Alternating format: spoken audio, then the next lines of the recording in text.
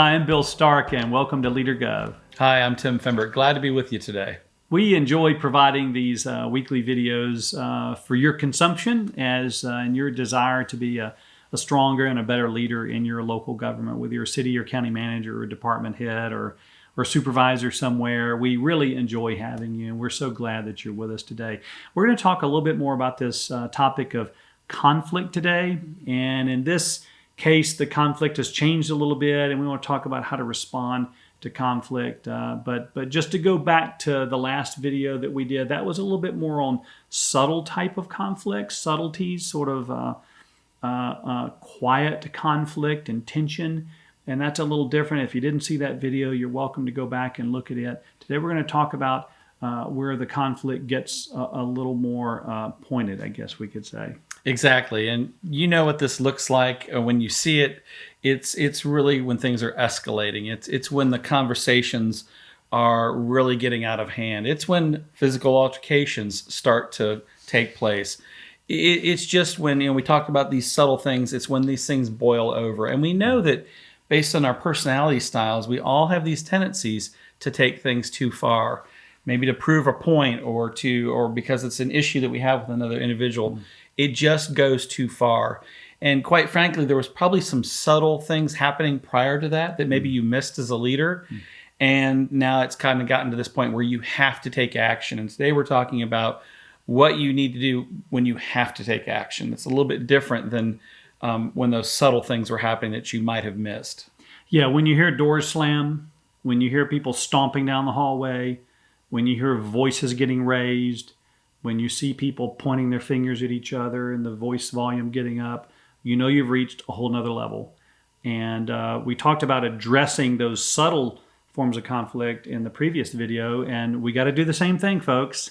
We've got to address these more overt, escalating forms of conflict. And so I want to talk to you just a little bit today about what some of those steps might be. We always want to remind you, talk to your HR manager if you're having this type of conflict on your team and get his or her suggestions or thoughts. We're just giving you some sort of best practices that we've noticed in other communities. But do your own research, talk to your own HR folks if things really start to escalate. But regardless, have a conversation with each person that's involved in this conflict, probably separately in the beginning.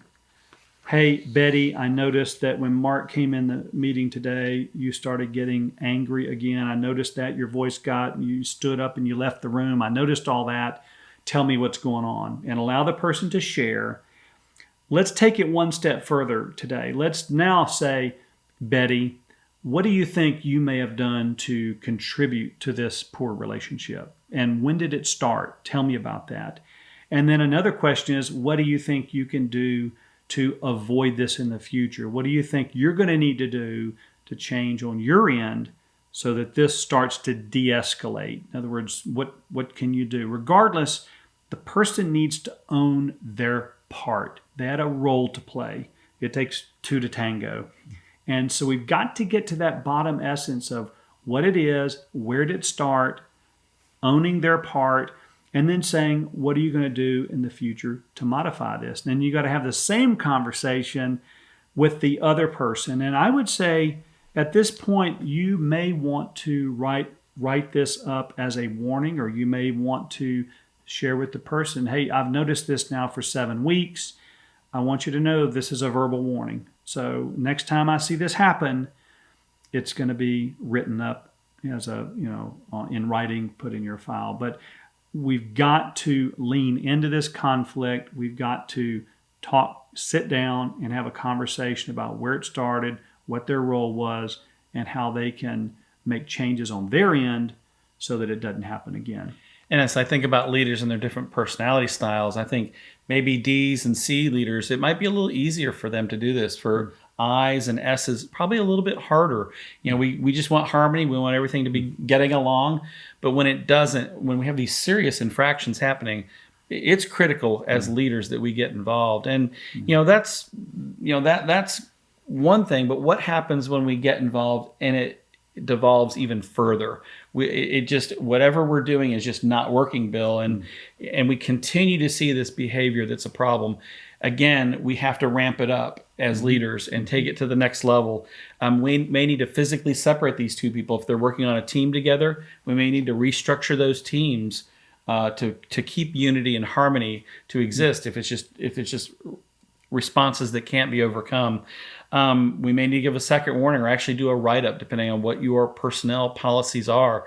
You've got to be very in tune with those policies and make sure that you're following all the documentation rules that your HR department has set up.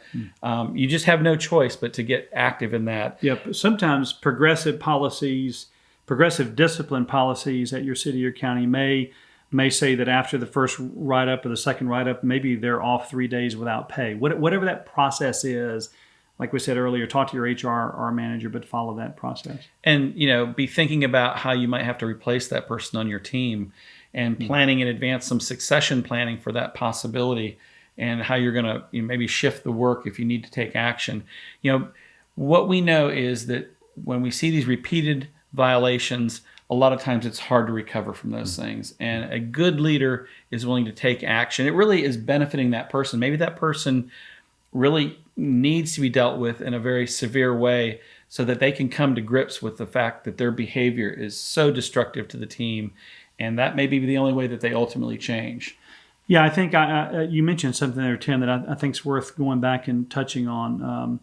Explaining to the person how their behavior is affecting the team. That is a really, really important step. And I didn't mention it earlier, but when you're having these conversations with your team members about their participation in this conflict, it is very important that you're very specific about how their actions are hurting the overall team morale, performance, camaraderie, the culture. Just the whole team atmosphere is being affected by this conflict. And it's important that they know that and that they kind of apologize for it and are aware that, I'm hurting the team. And so I'm glad you brought that up, Tim. It's a really good point.